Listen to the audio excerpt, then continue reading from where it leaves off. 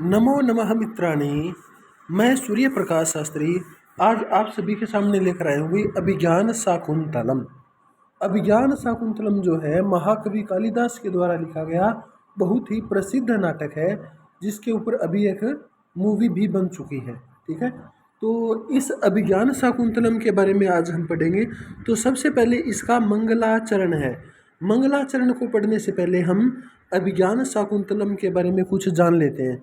अभिज्ञान शकुंतलम के अंदर जो नायक है वो राजा दुष्यंत है और नायिका है वो शकुंतला है। और इस शकुंतला के जो पिताजी है वो कर्णव है, और जन्म देने वाले पिताजी जो है विश्वामित्र है, और जन्म देने वाली माता जो है वो है मेनका, एक अप्सरा है।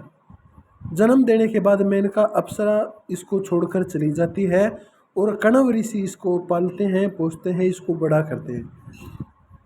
इसके बाद में जब नाटक शुरू होता है तब हम देखते हैं कि जो राजा दुष्यंत है वो तपोवन में शिकार करने के लिए जा रहा है जंगल में, और रास्ते में उसको हिरण दिखाई देता है, और हिरण को जब वो मारने लगता है तब कुछ तपस्वी आकर उसको रोक लेते हैं। ठीक है, तो कालिदास जी जो है अपने ग्रंथ के आरंभ में मंगलाचरण कर रहे हैं। किस प्रकार से कर रहे हैं ये जो मंगलाचरण है इसको देखते हैं एक बार। या सृष्टि सृष्टुराद्या वहति विधिहुतम या हविर्या चहोत्री ये द्वे कालम विद्धतः श्रुति विषय गुणा या श्रुति विषय गुणा या स्थिता व्याप्य विश्वम या माहु सर्वबीज प्रकृतिरिति यया प्राणिनः प्राणवन्तः प्रत्यक्षाभिप्रपन्नः तनुभिरवतु तनुभिरवतु वह ताभिरष्टाभिरीशो। ये जो है इसका मंगलाचरण है, और इसका मंगलाचरण सरगधरा छंद के अंदर है। ठीक है, सरगधरा छंद के अंदर है, और इसके अंदर कालिदास जी कहते हैं, क्या कहते हैं, या सृष्टि, जो सृष्टि है किसकी, सृष्टुहु विधाता की, परमात्मा की, जो आद्या सृष्टि है, आद्या माने सबसे पहली है, जो विधाता की सबसे पहले नंबर की सृष्टि है। सबसे पहले भगवान ने किसको बनाया था, जल। अगर प्रश्न आए भगवान की आद्या सृष्टि, पहली सृष्टि कौन सी है, तो सबसे पहली सृष्टि है जल। इसके बाद में कौन सी है, वहति विधिहुतम, जो वहती माने लेकर जाती है, विधि हुतम माने विधि पूर्वक, हुतम माने आहुति को, जो आहुति को विधि पूर्वक देवताओं तक लेकर जाती है। और या हवि, किसको, हवि को, आहुति को, विधि पूर्वक दी गई आहुति को जो देवताओं तक लेकर जाती है, वो दूसरे नंबर पर। दूसरे नंबर की सृष्टि कौन सी होगी, अग्नि। अग्नि जो है वो दी गई आहुति को देवताओं तक पहुंचाती है। या च होत्री, और होत्री माने हवन करने वाला है, यजमान रूप, वो यजमान। एक नंबर पे कौन है, जल, विधाता की प्रथम सृष्टि। दो नंबर पर विधाता की दूसरी सृष्टि जिसको अग्नि कहा जाता है, और तीन नंबर पर है हवन करवाने वाला अर्थात यजमान। और नंबर 4 पर किसको लिया है, ये द्वे कालम विद्धतः, ये माने जो, द्वे माने दो, जो दो, कालम माने काल को, समय को, विद्धता माने बांटते हैं, जो समय को बांटते हैं। कैसे बांटते हैं, दिन में और रात में बांटते हैं। कौन बांटते हैं, दिन को कौन बनाता है, सूर्य, रात कौन बनाता है, चंद्रमा।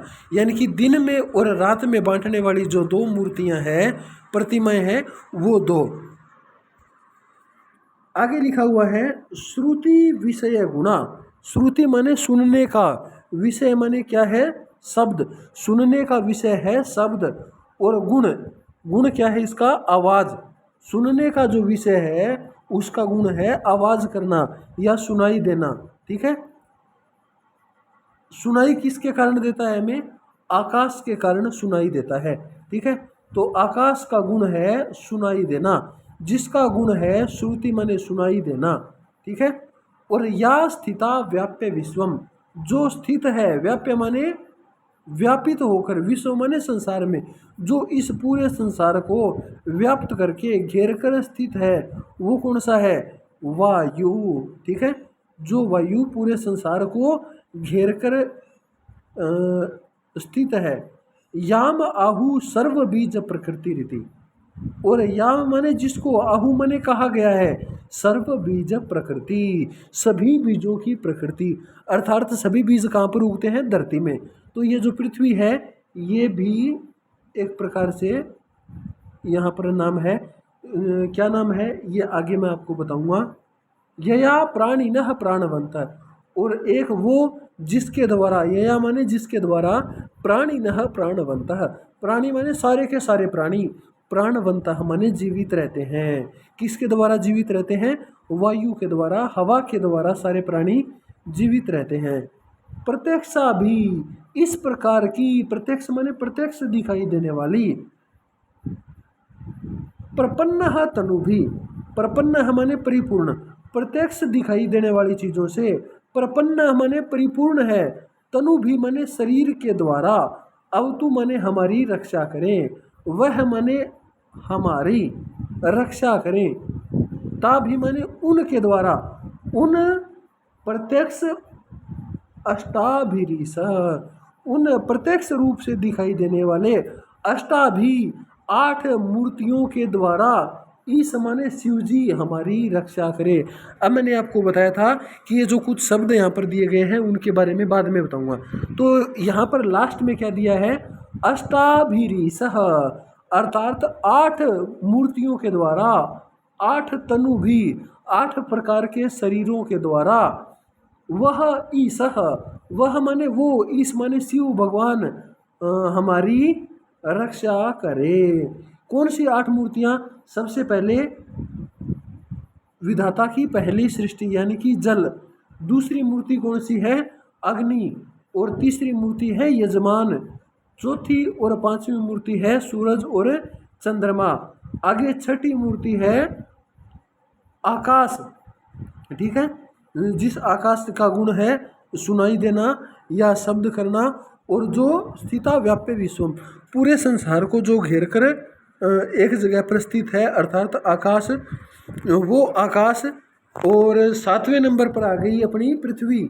याम आहु सर्व बीज प्रकृति थी, जो सभी बीजों की प्रकृति है यानी कि पृथ्वी। और 8वें नंबर की जो मूर्ति है वो होती है वायु, हवा।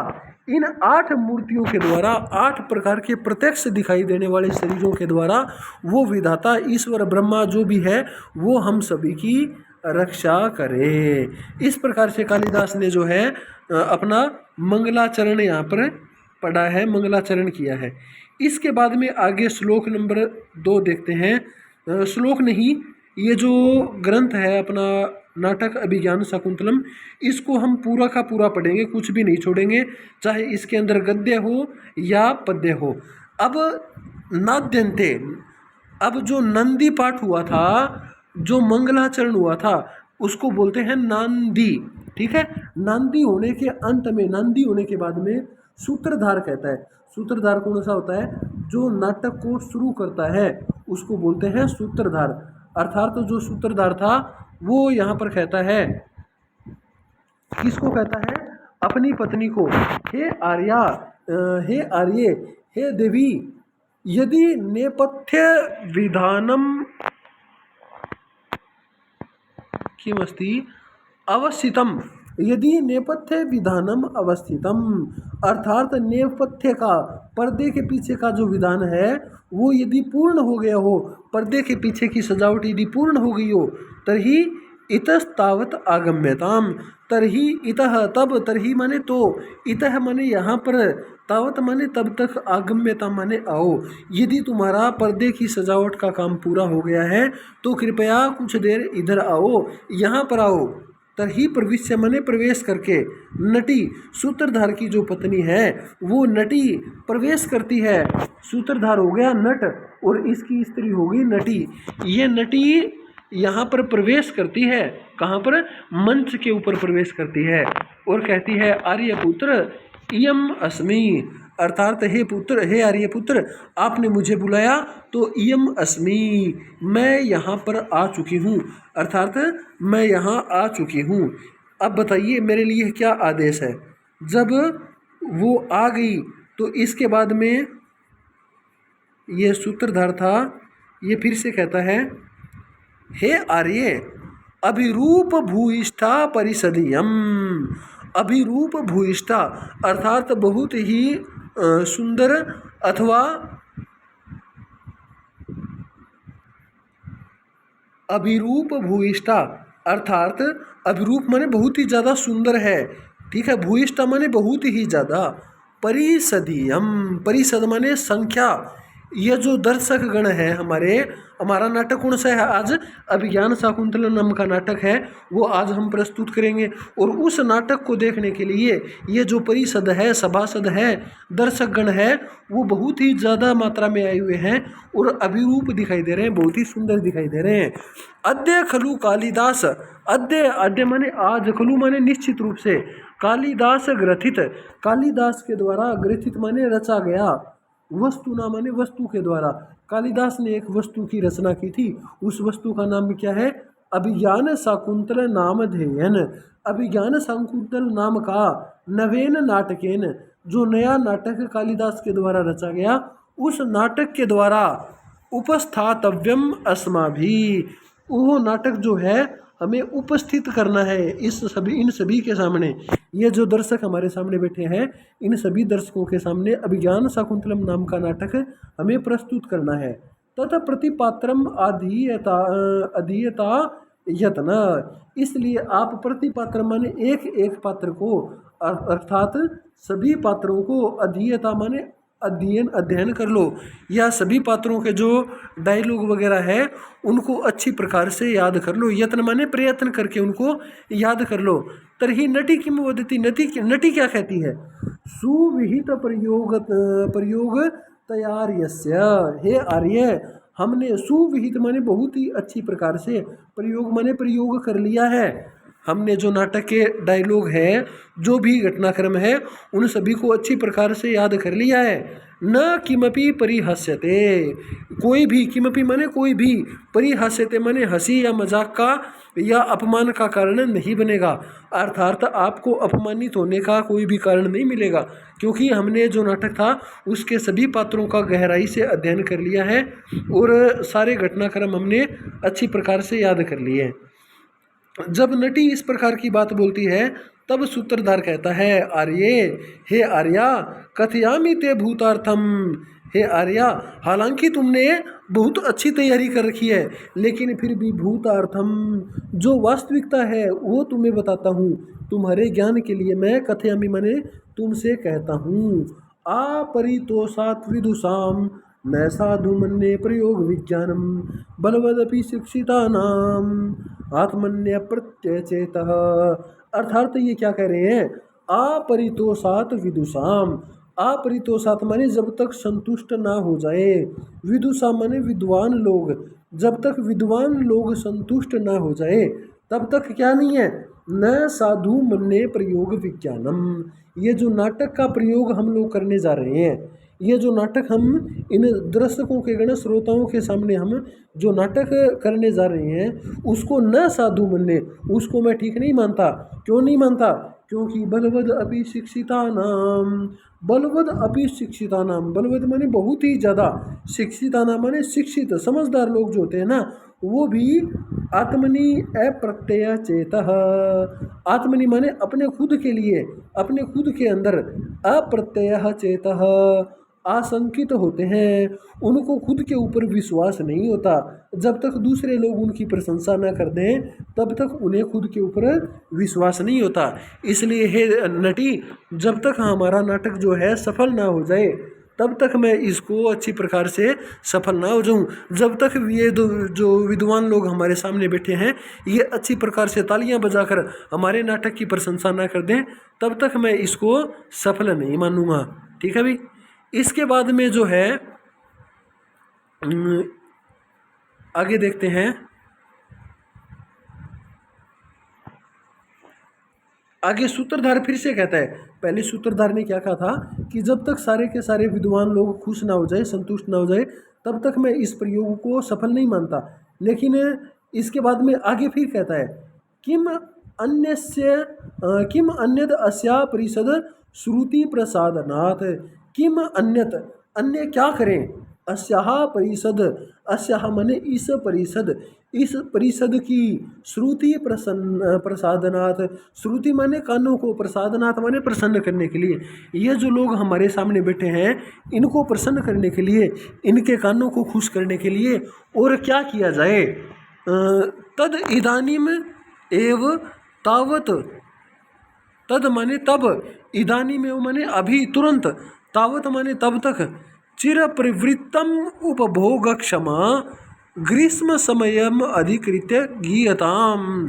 तब ये जो सूत्रधार है ये कहता है, जब तक हम नाटक शुरू करते हैं तब तक ऐचिर जितना समय लगता है तब तक हम लोग इन सभासद की प्रसन्नता के लिए ग्रीष्मम अधिकृत, ग्रीष्म ऋतु को अधिकृत करके, भोग क्षमम, भोग करने योग्य, भोग माने आनंद करने योग्य, क्षमा का अर्थ होता है समर्थ, भोग करने में समर्थ, आनंद करने में जो समर्थ है, ग्रीष्म ऋतु, उस ग्रीष्म ऋतु को अधिकृत करके एक गीत गाते हैं, संप्रति ही। और गीत क्यों गाते हैं, क्योंकि संप्रति ही, अब कैसा मौसम है, सुभग सलीलावगाहा, सुभग माने सुंदर, अच्छा, सलील जल, अवगाह माने स्नान करना, ठंडे जल के अंदर स्नान करना अब अच्छा लगता है, सुभग लगता है। पाटन संसर्ग सुरभि वनवाता, पाटन माने गुलाब के, संसर्ग माने रगड़ने से, घर्षण से, और संसर्ग सुरभि वनवाता, सुरभि माने सुगंधित हो गई है, वनवाता वन की हवा, वन से, उपवन से, बगीचे से आने वाली जो हवा है वो गुलाबों के साथ, गुलाब के साथ मिक्स होने के बाद बहुत ही ज़्यादा सुगंधित हो गई है। अर्थात अगर आसपास कहीं पे गुलाब के बहुत सारे पौधे हों और उन गुलाब के पौधों में से आने वाली जो खुशबू है वो आवाज़ है वो और भी ज़्यादा खुशबूदार हो जाती है। तो इसी प्रकार ये कालिदास जी कहते हैं, गुलाब के संसर्ग होने के कारण जो वन वाता है, वन की हवा है, उपवन की जो हवा है वो सुगंधित हो गई है। प्रच्छाया सुलभ निद्रा, प्रच्छाया माने गहरी निद्रा के अंदर, सुलभ माने आसानी से आ जाती है, निद्रा माने नींद। अगर गहरी छाया हो और घनी छाया हो पेड़ की तो उस पेड़ के नीचे आसानी से नींद आ जाती है। दिवसः परिणाम रमणीयः, दिवसः माने दिन के जो परिणाम होते हैं, परिणाम का अर्थ वैसे तो परिणाम होता है, रिजल्ट होता है, लेकिन परिणाम का अर्थ यहाँ पर दिया हुआ है अंत, दिवस का अंत, अर्थात जब शाम होने को होती है तो उस समय का मौसम रमणीय होता है, मन को सुंदर लगने वाला होता है। अर्थात दिवस परिणामा रमणीय, दिन का परिणाम बहुत ही ज़्यादा रमणीय होता है, मन को सुंदर लगने वाला होता है। यहाँ पर अनुवाद में देख लेते हैं एक बार, जिन दिनों में ठंडे जल में स्नान करना बहुत ही हितकर होता है, अच्छा लगता है, गुलाब के संपर्क से प्राप्त होने के कारण जो सुगंधित वन है, वन वायु है वो बह रही है, जो वन की हवा है वो बहुत ही सुगंधित होकर बह रही है। सघन छाया में सरलता के बीच अथवा सरलता से नींद आ जाती है, अगर कहीं पे घनी छाया हो तो आसानी से नींद आ जाती है। ऐसे में ये जो ग्रीष्म ऋतु है, गर्मी का समय है, ये संध्या के समय, शाम के टाइम परम सुख देने वाले होते हैं। अर्थात शाम के टाइम बहुत ही ज़्यादा सुंदर मौसम बन जाता है, मन को अच्छा लगने वाला मौसम बन जाता है, क्योंकि दिन में तो पूरा दिन गर्मी पड़ती है और शाम को जो ठंडक होती है वो मन को बहुत ही ज़्यादा अच्छी लगती है। ठीक है भाई, इसको आज हम श्लोक नंबर 3 तक ही पढ़ेंगे क्योंकि वीडियो बहुत लंबी हो जाएगी, इसलिए बाकी वीडियो हम बाकी के जो श्लोक है, श्लोक नंबर 4, 5, 6 वो हम अगली वीडियो में पढ़ेंगे। तब तक आप इसका अभ्यास करिए और यदि कुछ समझ में ना आए तो कमेंट बॉक्स में कमेंट करके आप पूछ सकते हैं। धन्यवाद। पुनर्मिलामः। नमो नमः।